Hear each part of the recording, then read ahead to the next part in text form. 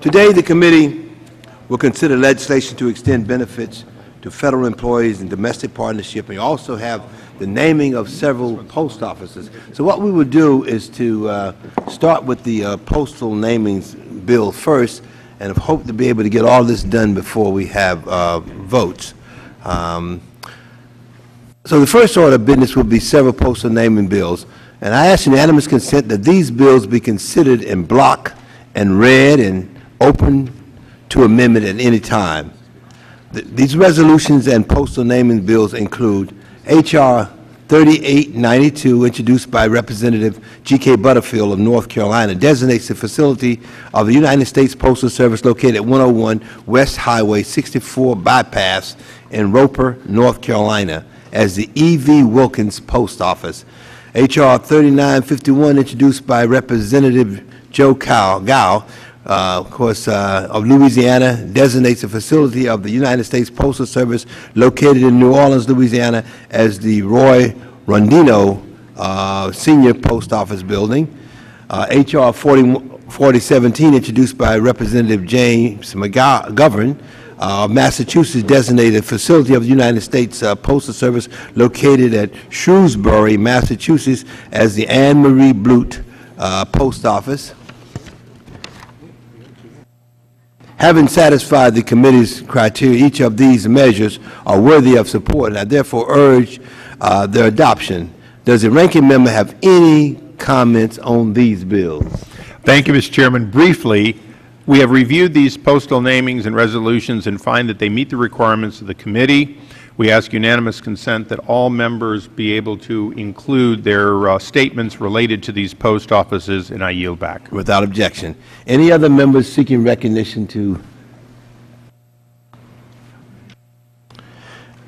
I ask unanimous consent that the measures previously described be reported favorably by the committee. Without objections, so ordered.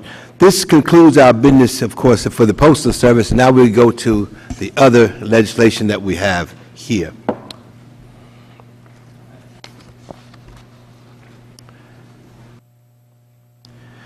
The second item is the Domestic Partnership Benefits and Obligations Act of 2009, better known as H.R. 2517. And let me say, I see Congresswoman Baldwin in the audience, and of course, and I want to commend her for her outstanding work and, of course, all that she's done to get us to this point today. So I want to salute her for that. H.R. 2517 makes employment benefits available to federal employees in same-sex domestic partnerships as a matter of simple fairness and equality. This is the right step for the federal government to take at this time. Providing gay and lesbians federal workers with the same family benefits that their married colleagues receive will ensure that the federal government maintains its role as a model employer in the United States. And it will foster a more inclusive workplace so we can attract the best and brightest Americans to federal service. Make no mistake, we are losing good, dedicated, hard-working individuals from federal employment because the government does not offer family benefits that they have become common in the private sector. Almost 10,000 employers nationally offer benefits to domestic partners. Over 500 of these employers are in the public sector. This includes over 20 state governments and the District of Columbia, 150 local governments, and hundreds of educational institutions. A majority of Fortune 500 companies extend benefits to employees with the same-sex partners. As these statistics indicate, providing domestic partners benefits to employees not only fosters a more equitable work environment, but it makes good business sense. As the federal government competes with the private sector, recruitment and retention efforts will be strengthened by opening its doors to the widest possible pool of talent. This bill promotes equality and fairness and will also strengthen the civil service. That is why H.R. 2517 is strongly supported by both the White House and the Office of Personnel Management.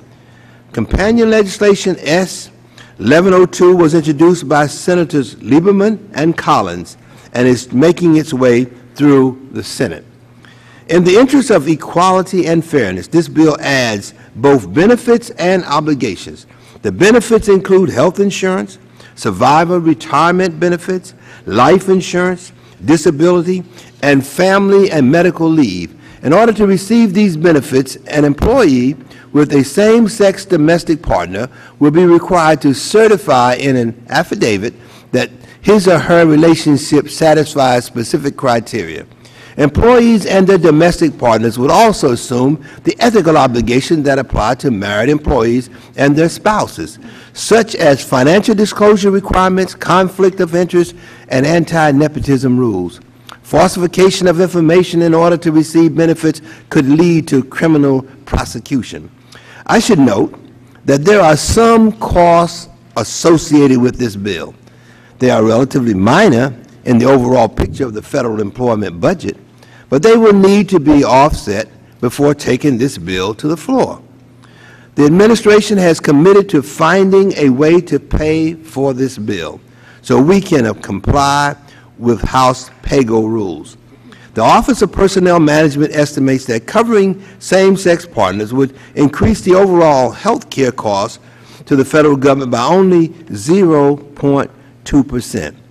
Health insurance costs account of a sizable portion of the entire cost of the legislation, extending many of these benefit programs, such as life insurance and long-term care, will not impact the federal budget.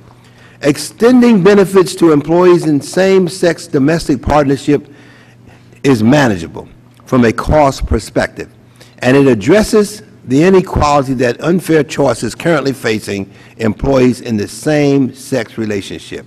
This is a good bill, and I urge all of the members to support it. A lot of work has gone into it, and I want to again salute Congresswoman Baldwin and all the staff people who worked so hard to bring us to where we are today. I now yield to the ranking member for his opening statement or comments. I thank the Chairman. In the event that members of this committee haven't received the news, we have 10.2% unemployment and climbing. Hispanic unemployment is 13.1%. African American unemployment is 15.7%. And it's beyond that for African American teens. The fact is, Mr. Chairman, America is suffering, America is cutting back, Americans are losing wages and benefits. Unemployment among African American male teens exceeded 50%. They want jobs, they want health care, and they're going to be shocked to find out a new benefit at taxpayers' expense got ahead of a real stimulus to help create private sector jobs. The stimulus has failed to create jobs, and it appears Democratic leadership is debating a choice between two evils. One, wait and hope the stimulus magically starts to shrink unemployment, or two, further run up the record deficit with yet another costly stimulus spending bill. But before this debate begins in full today, we are taking up a bill that casts aside all concerns about fiscal responsibility in order to bestow a costly new benefit on a select class of federal employees. Although the administration has testified that adding health insurance benefits for partners of gay and lesbian employees and retirees would cost only $56 million in 2010, the administration has not provided an estimate of the cost of the bill, a bill that is not limited to health care benefits. Without a cost estimate, the committee does not know what short or long-term costs the bill may have and what impact the bill may have on premiums. As there is no offset in this bill, only a rumored cut in hospital payments that, if enacted, would affect Northern Virginia and other parts of America disproportionately as we begin paying less than our fair share of hospital reimbursement. It appears that this will yet be another example of a reckless deficit spending and another gimmick. Where has the majority's much-touted commitment to PAYGO gone? Where have all the blue dogs gone? Although we will hear a lot of discussion today about the need to provide benefits for gay and lesbian partners of Federal employees. The bill creates a much broader entitlement. Nearly any two individuals of the same sex could qualify as domestic partners. Under the bill, as long as they are not direct relatives, meaning not family in the conventional sense, the bill as written, in fact, confers the most generous, flexible benefits on same-sex individuals, something not available to opposite sex, not even available to a niece or a nephew. The answer is that the bill is an attempt to circumvent the Defense of Marriage Act, which guarantees the rights of the state to define marriage as a union between a man and a woman. So supporters of the bill don't like the fact that Americans from Maine to California have voted time and time again to defend traditional marriage. For them, the bill is not just about money, and it will cost the taxpayers money, but it is an attempt to put a stick in the eye of American voters by winning an endorsement of Congress in the wake of a defeat after defeat on the state ballot. It is an end run around existing Federal law, another smack in the existing Federal law, and another smack at federalisms by progressives. Some supporters of the bill have claimed that it is necessary to establish Federal government's competitive parity, and that is the reason for the bill. Mr. Chairman, that argument fails the sniff test at a time of 10.2% unemployment and dropping wages in America, but more importantly, Federal employees average $119,982, or basically $120,000, while the private sector employees earn just $59,909, basically $60, a 2-to-1 advantage for the Federal workforce. Mr. Chairman, this is not the right bill at the right time. It is flawed in how it describes individuals, but it is uncharacteristically something that I believe flies in the face of past votes, including the amendments we will offer today. Mr. Chairman, I hope you will accept those amendments, and I yield back. Thank you, gentleman, for his statement. This time I would seek recognition as the gentleman from Ohio, Congressman Kucinich, who is recognized for 5 minutes. I want to thank Chairman Towns for holding this important markup on H.R. 2517, the Domestic Partnership Benefits Act of 2009. I'm proud to be a co-sponsor of this historical legislation that ensures Federal employees in same-sex relationships receive the same employment benefits as afforded to the partners of Federal employees who are married. I want to thank my colleague, Congresswoman Baldwin, for her leadership in this regard. I also want to say that I think it's important that we be consistent. If we remain silent about the multi-million-dollar bonuses that are given to Wall Street and simultaneously chastise public employees for the wages they make for working at least 40 hours a week, there's a disconnect there that people will notice. And I also want to say that I think everyone in this Congress wants to see America back to work. We have 15 million Americans out of work. Unemployment affects everyone, straight or gay. Economic and social injustice go hand in hand, and so does economic justice and social justice. And so we are called upon today to try to bring a measure of both social and economic justice to our Federal workforce that is entirely consistent with our constitutional duties under equal protection of the law. Federal employees in committed same-sex partnerships are denied the privilege of providing for their partners and their families. As a result of this systematic and institutionalized discrimination, Federal employees in same-sex domestic partnerships cannot provide their partners with essential benefits, such as health care, that we as members of Congress can provide to our spouses if we happen to be in a more conventional relationship, as would be defined by some members of this committee. According to the Bureau of Labor Statistics, almost 13% of a Federal employee's compensation comes from insurance and retirement benefits, significant benefits denied to same-sex domestic partners. Now, regardless of our beliefs regarding same-sex marriage, this legislation is really insight into who we are. Do we believe in equality? Do we believe in equality enough to afford all employees, regardless of their sexual orientation or their gender identity, access to federal benefits? We have control over this.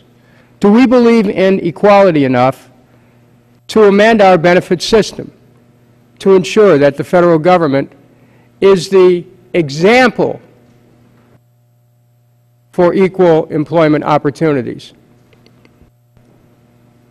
So some may think this is about those who are gay, lesbian, bisexual, transgendered. It is to an extent, but it's also about who we are. It's about who we are. And when we have to make a judgment with this vote, we're also going to be judged by how we vote, and it's going to tell more about ourselves than it is going to be about the issue. And I respectfully yield back the balance of my time. Thank you very much. I'd like to thank the gentleman for his statement about fairness. This time I'd like to recognize the former chair of this committee, Congressman Burton from Indiana. Thank you, Mr. Chairman. The rules or the language in this bill concerns me because of its vagueness. If you look at the requirements, it says that they are each other's same-sex sole domestic partner and intend to remain so indefinitely. They have a common residence and intend to continue the arrangement, do not have a common residence because of financial, employment-related, or other reasons as identified in the affidavit. They're at least 18 years of old and mentally competent, so they can consent to the contract. They share responsibility for a significant measure of each other's common welfare and financial obligations.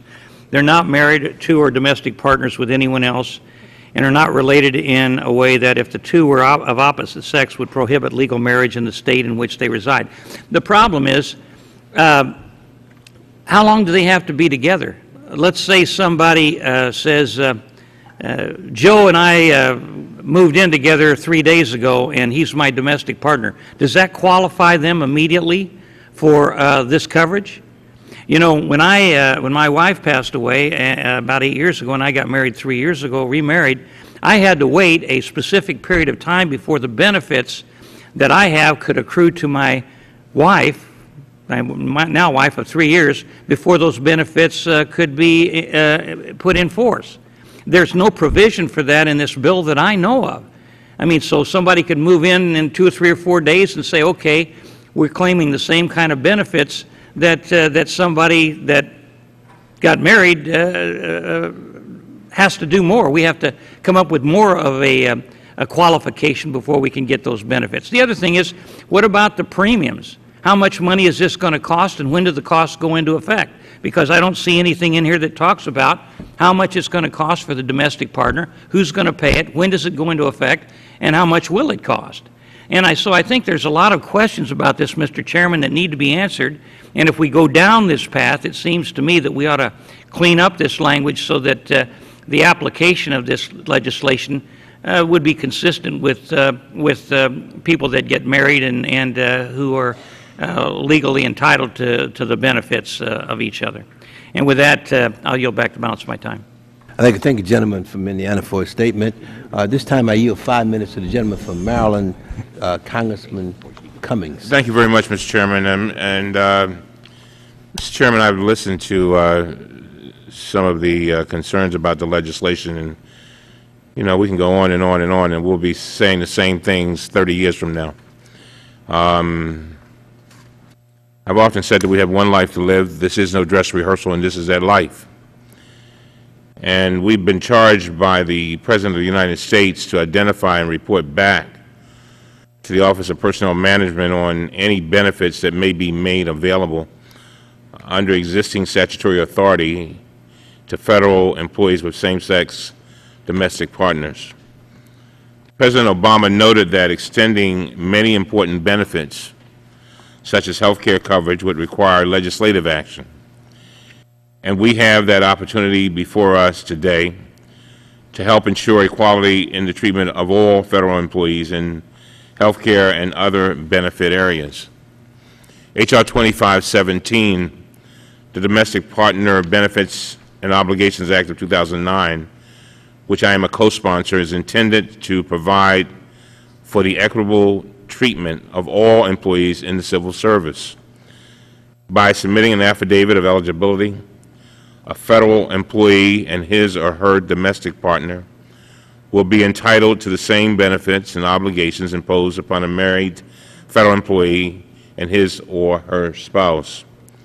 H.R. 2517 is designed to provide Federal employees with same-sex domestic partners access to the major Federal employee benefit programs, including health insurance, retirement and disability benefits, dental and vision benefits, group life insurance, long-term care insurance, compensation for work injuries, family, medical, and emergency leave, and benefits for disability, death, and captivity. As the nation's largest civilian employer, the Federal Government has historically been a leader in offering benefits to its employees and fostering an equitable workplace. However, when it comes to offering domestic partner benefits, the Federal Government is clearly lagging behind other public and private sector employers. The number of Fortune 500 companies that extend benefits to employees with same-sex partners has grown significantly from 46 companies, or 9% in 1997, to 286 companies, or 57%, in 2009. I urge my colleagues to pass this bill and help ensure equality for all of our Federal employees. As I said before, we will be here at this rate. If we don't move, we'll be here saying these same things 30, 40 years from now. And during that period of time, people will have missed out on the opportunities to share in these benefits that they could have had if we did not act, and so we must act. And with that, Mr. Chair, I yield back. Thank you, gentlemen, for a statement. Of course, I now yield 5 minutes to a gentleman from Utah, Congressman Chafee. Thank you, Mr. Chairman. I do appreciate it. It's I recognize the sensitivity of this this subject, but I also want to stand tall for traditional marriage. I don't think we should be bashful or shy away from the idea that there are some of us who believe in the precepts and believe in traditional marriage. At the heart and soul, we can talk about various issues, and I will, I'm sure, as long as a lot of others are going to talk about financial considerations and whatnot. But at the core of the discussion is, are we going to offer benefits to a new class and designate a new class? I, for one, stand tall for traditional marriage. I think the majority of the American people stand tall for traditional marriage. In fact, 31 times in a row, put on a ballot measure in a state, the people of those states have voted in favor of recognizing and continue to recognize traditional marriage as a union between one man and one woman. 31 times in a row, including most recently in Maine. Now, at the same time, I think I can stand tall in support of traditional marriage and still have the love and respect, the admiration for those who don't necessarily agree with me. I have the greatest respect for my colleague, the sponsor of this bill, Congresswoman Baldwin, and the people that she loves and cares about. And I appreciate the passion and the commitment that she brings in pushing this legislation forward. I have the greatest respect for that. I happen to disagree. That's why we come together in this body. I believe strongly in DOMA, the Defense of Marriage Act. I wasn't here when it was passed, but I support it. I believe that in many ways this legislation and other pieces of legislation that are moving through this body are in direct contrast to DOMA, and I think the legal minds will get together and see how that is as we move forward. I would also like to recognize the success that I had in my own state of Utah dealing with some anti-discrimination or non-discrimination statutes that were recently passed in Salt Lake City.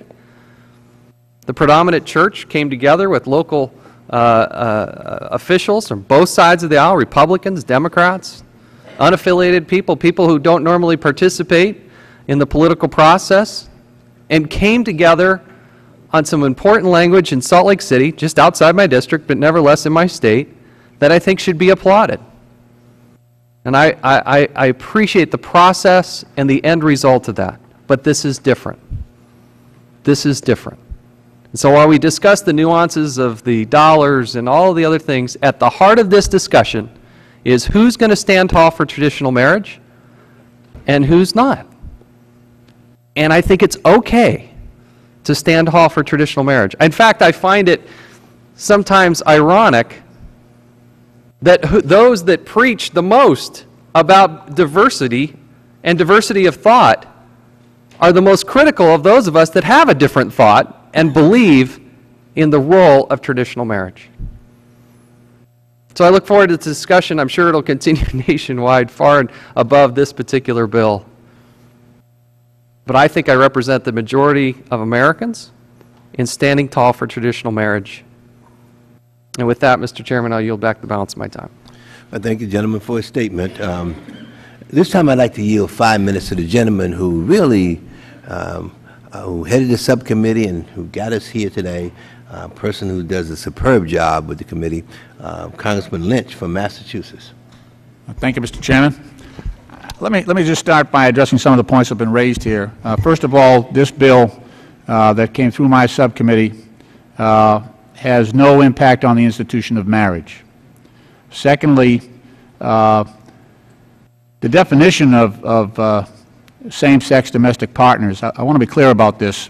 OPM, throughout our history, has recognized opposite-sex couples in common law marriages. So in any state that recognized common law marriage, basically all you had to do is act like you're married, and OPM recognized that marriage as far as federal benefits went for federal employees. So they didn't have to do anything, nothing formal, no formal ceremony, no attestation of being married. They just had to act like they're married, and the federal government recognized those employees as being married. Now, in this case, we have to have a sworn affidavit under the pains and penalties of perjury. There's a whole listing in the bill of what folks have to do in order to certify that they're in an established relationship as domestic partners. So there are a lot of safeguards here on gay and lesbian couples that are not at all, haven't been in the past even suggested of opposite-sex couples. But let me move on to my statement in principle.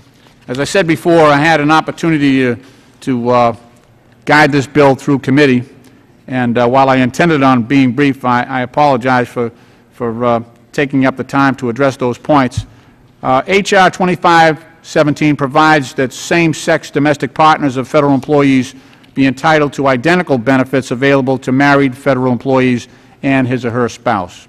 I'd like to thank our colleague, Representative Tammy Baldwin, for taking the lead on this and for all her hard work on the bill. Earlier this summer, our subcommittee that I chair, the Federal Workforce, Postal Service, and District of Columbia Subcommittee, held both a hearing and a markup on the legislation that is before us today. And at that hearing, we heard from several witnesses who voiced their support of this bill, including the U.S. Office of Personnel Management Director, Mr. John Berry. We also heard from both public and private employees on the merits of providing these benefits for recruitment and retention purposes. With today's consideration of H.R. 2517, the real issue that we are tackling involves the principle of equality. And that's what this bill is truly about. The principle of equality that should be commonplace for the federal government as an employer, both in theory and in practice. Currently, there's a gap in that general principle of equality in the federal workplace. Tens of thousands of federal employees and their same-sex partners continue to be denied access to employee benefits such as health insurance and retirement savings, which are customarily offered to employees with opposite-sex spouses. In some ways, this amounts to a denial of equal pay for equal work, a fundamental of the Federal Government's personnel policy.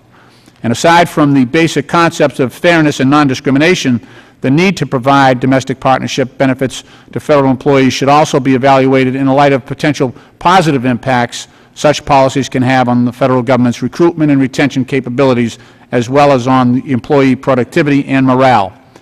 As the subcommittee's July hearing demonstrated, we've let a tremendous amount of talent walk away from the Federal employment and seek jobs from employers that already offer these valuable benefits. This legislation must be passed in order for the Federal Government to continue its role as a first-rate employer. And I'd like to thank Chairman Towns for his courage and leadership on H.R. 2517 and to his commitment to correct a longstanding injustice that has resulted in some Federal workers not receiving equal pay for equal work. And in closing, I do agree with one thing that the ranking member said. He said that unemployment is at 10.2% nationally.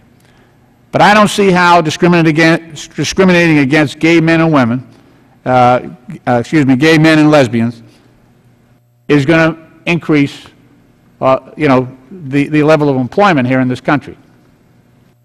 I think that the Federal Government has a responsibility here to be the shining example of fairness and equality in the workplace. As a former union president, that's what I worked for a real long time. And I think this is the right time for this. And it's been too long in waiting. And I yield back the balance of my time. Thank you. Thank you very much. And again, let me thank the gentleman for his hard work that he has done on this bill. I'd like to now recognize Congressman Fortenberry from the state of Nebraska. Thank you, Chairman Towns. Mr. Chairman, let me say from the outset that I do oppose this bill, but also let me say as Americans, I think we should all detest any form of bigotry or, for that matter, sexism or racism. Ironically, though, this bill seeks to privilege one group of persons over another. The legislation defines domestic partner in an open-ended and ambiguous manner and creates a privileged class of persons of the same sex. Moreover, the testimony of July 8, 2009 in the Federal Workforce Subcommittee appears to address only the issue of same-sex partnerships based upon sexual intimacy, as you also confirmed in your opening statement, Mr. Chairman.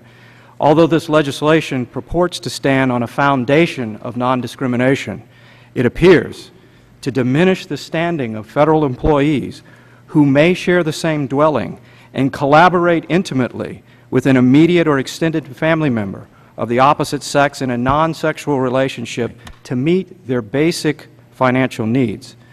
What about the nephew with an aunt who is suffering from cancer? What about those who are in nurturing relationships neither marked by physical intimacy nor qualifying for married dependent status, but share a specialness of bond based on a commitment to duty or to friendship, as in the case of a friend helping a friend of the opposite sex if they were unemployed? What about the daughter struggling to meet the needs of a father or an uncle with Alzheimer's disease? Family members who piece together what benefits and resources they might accrue individually to meet their daily needs and assist the ones that they love. Even though many people heroically care for others outside of recognized familial circumstances, Federal law has not recognized these relationships, nor the ones called for in this bill, for the purpose of benefits that have accrued to the state of marriage for a variety of reasons. Now, extrapolating from the testimonies offered before the Federal Workforce Subcommittee, where the argument was given that the bill was necessary to attract the best and the brightest to Federal service, what message does that send, Mr. Chairman? That only same-sex partners are the best and brightest because they share the type of relationship this bill seeks to privilege. Moreover, I am concerned by the tenuous implication set forth during the subcommittee hearing that not enacting this measure would somehow impede Federal workforce recruitment. Clearly, this legislation also begs the question of marriage and why societies throughout the world, past and present, hold in common the institution of marriage. The bill seeks to unravel that standard with social implications and practical concerns about enforcement. This legislation would set a precedent that is in stark contrast to the Defense of Marriage Act and with the established precedents of common law as well as codified Federal statute. It provokes the aforementioned discriminatory problem as we seek to define who appropriately qualifies for federal benefits outside of this established standard, this construct upon which orderly social custom and federal law are premised. So with Mr. Chairman, with that, the implications for marriage aside, I must conclude that the legislation is objectively discriminatory and is flawed, and I am going to not support it. I yield back. Right. Thank you, gentlemen, for your statement. Now we recognize the gentlewoman from District of Columbia, Congresswoman Eleanor Holmes Norton. Well, Mr. Chairman, if I may say so, I think I know discrimination when I see it. And I think this is exactly the opposite. This is a civil rights bill, and the other side better come to understand what civil rights means in our country today. I want to thank especially Chairman Lynch, because in his usual diligent and fair fashion, it is his hearing that exposed all of the arguments on both sides and brought us to this day. And to my good friends on the other side, especially my good friend, the ranking member who brought up African American unemployment, and I'd be pleased to work with him if he is interested in that, as I'm sure he is. I want to stress that many of us are working on unemployment and jobs, but the centerpiece of this legislation, if you get down to the nuts and bolts, is health insurance, because the other benefits are de minimis or don't involve the federal budget. And if I may say so, Mr. Chairman, that I did not notice that the other side of the aisle was with us in getting health insurance, which now every African American will have if the bill we passed here last term in fact gets through. So we're interested in people from my community. I think we've already taken a great leap forward there, and I'd be pleased to work with anyone on the other side who wants to work further. It's time we did the same thing for same-sex couples that we've now done for African Americans, all of whom, because our bill covers virtually 100% of the people in the United States. Let's do the same for same-sex couples. The former chair of our committee talked about a waiting period. Well, you know, the reason they have to engage in a waiting period is they can't get married in most states, as they will soon be able to do, I am proud to say, in the District of Columbia. I want to applaud my good friend and colleague Tammy Baldwin for the leadership she has taken on this bill, and to note that the American people are way in front of us. We finally passed the first piece of federal legislation affecting our gay brothers and sisters with the hate crimes bill, and we had 10 years to do that. If you look at where people stand on ENDA, the employment discrimination bill, you will see that the American people are for that, and we haven't been able to get that through here.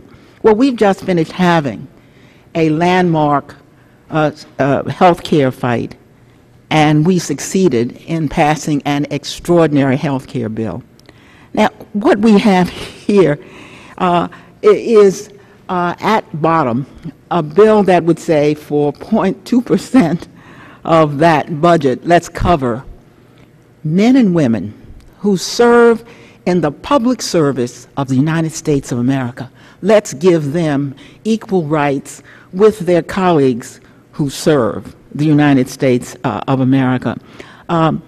This is a bipartisan sponsored bill in the Senate. The President of the United States has already given us a head start with his executive order as to what discrimination and anti-discrimination means.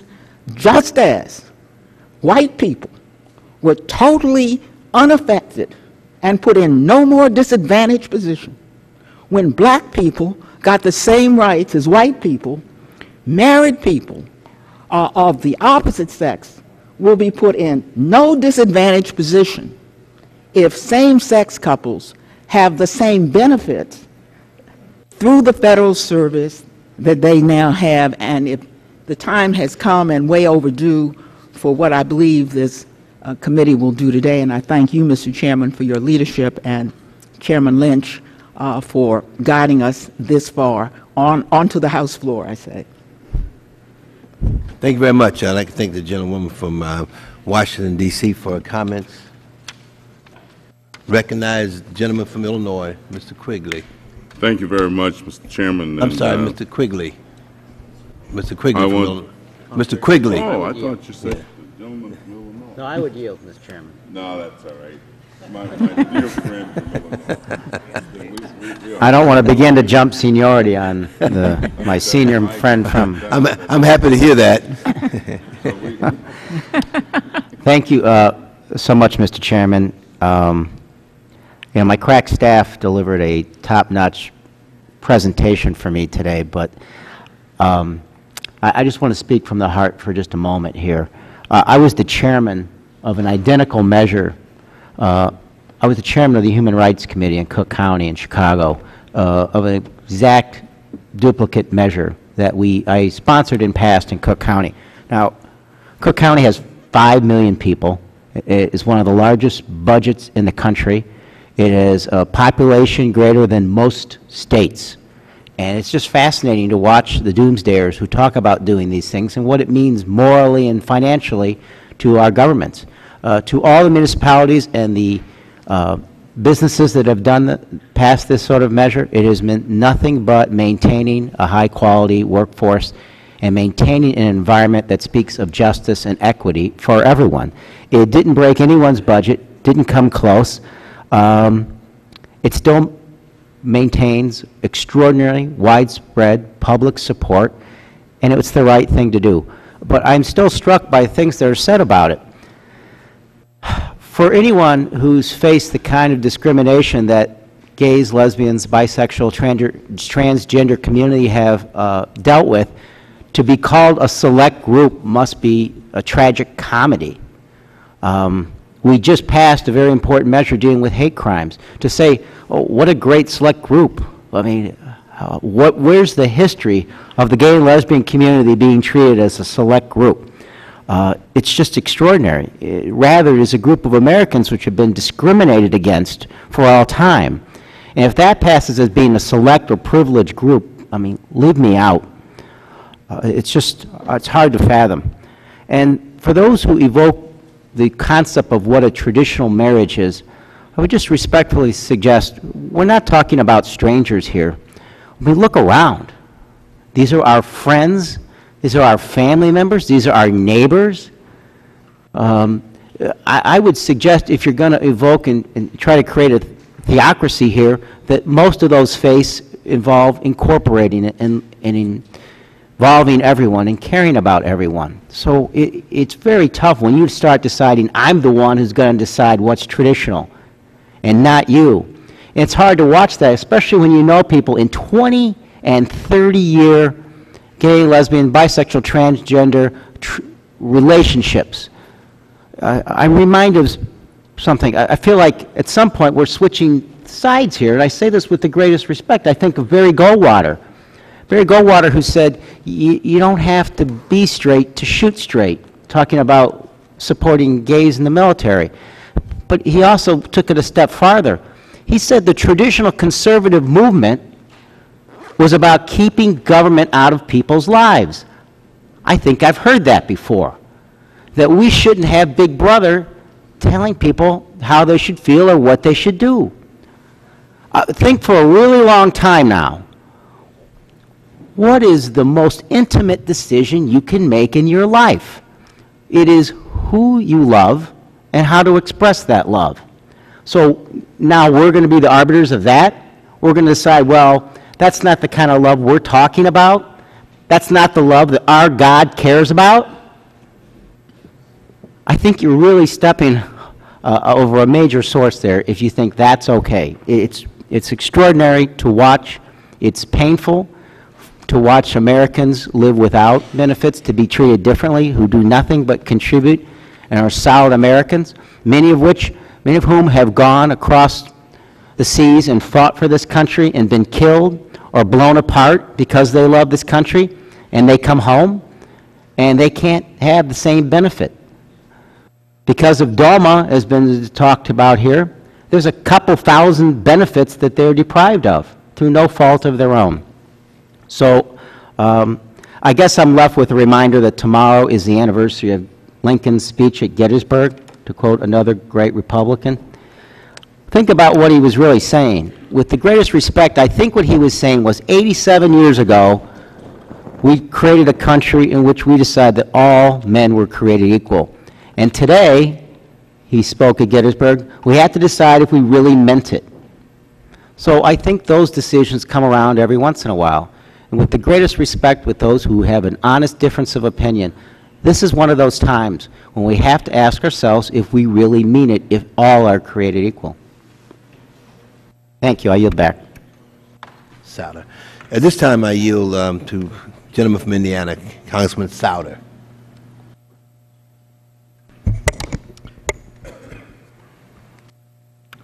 As far as I recall, and as long as I recall, we've always had a traditional standard of marriage in this country that we have, regardless of our failures and where we've fallen individually, we've always acknowledged that our goal is to have life partners of the same sex, and our government, including under Abraham Lincoln, has recognized that. And this bill today is a direct really direct debate over marriage, and anybody who claims it's less so is being disingenuous. In our federal benefits package and in our government and our society, we have said that there should be incentives and rewards for being married and are treated that way. This attempt today is an attempt to change that standard, to undermine that standard. It should be seen as basically a vote on a marriage amendment. It's a vote on whether or not you believe that homosexuals and gays and lesbians should be treated the same as a traditional marriage. And you can have strong opinions that differ, but we should acknowledge what the vote actually is. I debated this extensively in the subcommittee, and I'd ask unanimous consent to insert those remarks into the record. Thank you very much. I now yield to the gentleman from Illinois, this time Congressman Davis, this time for real. Well, thank you so much, Mr. Chairman, and I want to thank you for moving this process along. I also want to commend Representative Baldwin for the tremendous leadership that she has provided, not only on this issue, but a variety of issues in the Congress that deal with the rights, hopes, and aspirations of all human beings. I am delighted to have the opportunity to vote on a piece of legislation that I think catches up to where I have considered myself as being for as long as I can remember. Because I can remember, even as a small child, wondering why some people were treated differently than others. I often used to wonder why some people were wealthy and others were poor, why some people seemingly did certain kinds of work and others did not, why some people had resources that they could make use of and others could not. And so when we talk about the issue of human rights, one of the most basic of all human desires is to be treated fairly, to be treated equally, to have equal opportunity and equal protection under the law. All of those are the essential components that help to make America, that have caused us to become the nation that we all feel that we are. And so it is unsettling to me to think that because of the way that someone might feel, the way that they may act, or the way that they may behave, circumstances under which their feelings they had no absolute control over, that the rest of us would sit in a kind of judgment to deny for them the very same things that we would want for ourselves. The best way to express real humanity is to want for other people the very same things that you desire for yourself. And so I'm pleased to vote in favor of this measure.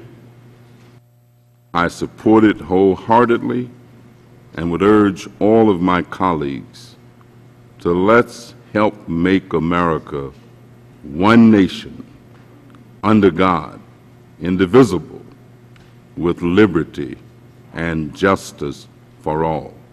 And I yield back. Thank you very much. And as you know, that the votes have been called, and I understand there's several. We will take Mrs. Watson, and then after that, you know, I'm sorry, it's this side here, Mr. McHenry, you're right. And then after that, what we'll do is we'll go and vote, and we will resume at 4:15. And of course, the votes that might occur, we will roll the votes. As you know, we have some members on financial services, and they're also meeting. So, in order to make Mr. Chairman, would you yield for just a second? I'd be delighted to yield to the gentleman from California. I found something on my desk stating the position of a religious organization as to a bill that will be in front of us.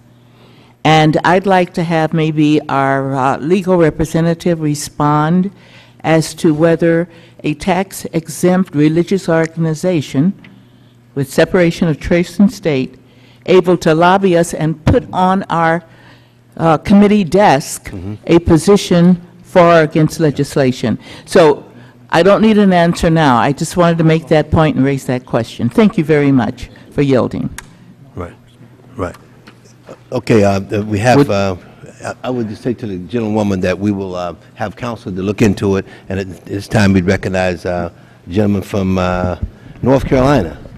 Thank you, Mr. Chairman. And the email in question is from the U.S. Conference of Catholic Bishops explaining that they're opposed to the bill that we're marking up today, to be specific about what my colleague from California said. And it is not uncommon for them to express their views on issues that would affect the church and our society in general. That's not uncommon. And other colleagues on the other side of the aisle have already asked for a review by the IRS of the Catholic Church's tax-exempt status. So that's a whole larger fight that some on the far left are engaging in. The issue here today, listening to my colleagues, the discussion seems to be about civil unions or homosexual marriage, and that is the discussion that my colleagues are debating. The issue before us today is whether or not federal employees can deem someone a partner for the purposes of getting benefits paid for by the taxpayers. And we can discuss this any number of ways, but one way that we can discuss it is in terms of the cost to the taxpayer, and the fact that this bill would allow one individual to via affidavit, certify that they are in a relationship with another person, thereby giving them benefits, and all their children as well. So potentially you have a far-reaching piece of legislation here. And while the argument is about fairness, the substance of what we're dealing with is about granting benefits to a certain class of people and even a certain sex.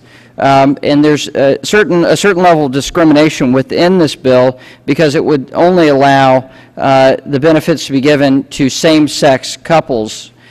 So in and of itself there, it causes further problems. But let's be clear, this is about federal employees' health benefits, not the debate about the definition of marriage. So let's talk about what is before us today. If the majority wants to bring forward a civil union or a homosexual marriage bill before this committee or before this Congress, they certainly have a majority and they certainly have the right to schedule the calendar as they see fit, and we can have that debate for that day. But let's discuss health care benefits, and let's make sure that our debate is covered in that regard, and that's what I'd ask my colleagues to engage in. And I'd be happy to yield to my colleague from Nebraska. I thank the gentleman for the time. I'd also like to point out that I regularly receive communications, as I'm sure we all do, from organizations who have not-for-profit status. Religious organizations, those who do not have a confession of faith but nonetheless have a belief system, Islamic organizations, Jewish organizations, Protestant organizations, Catholic organizations, even organizations that have a very defined set of visions for humanity, such as Planned Parenthood, regularly commit their ideas for consideration to us. So singling out one entity because of a sheet of paper that ends up here, I find to be peculiar, Mr. Chairman. And with that, I yield back to the gentleman. And with that, I yield back. Right. Let me just say that thank you, gentlemen, for his comments. We will now recess until 4:15, and we will return at 4:15.